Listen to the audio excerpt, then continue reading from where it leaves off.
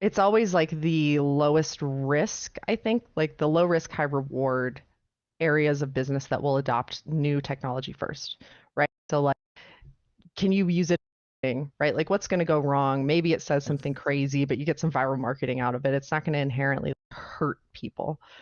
And then we're on a spectrum where I see the lowest barrier to entry with the lowest risk, highest reward are things like marketing and communications. Medium risk, I think somewhere in there is probably cybersecurity.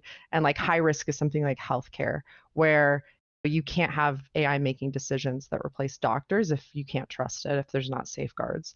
And so with cybersecurity, I think the industry adopts things perhaps a little bit more slowly because there has been an established way of doing things. There are inherent risks. Obviously, if you miss things, we're talking about hundreds of millions of dollars on the line for businesses.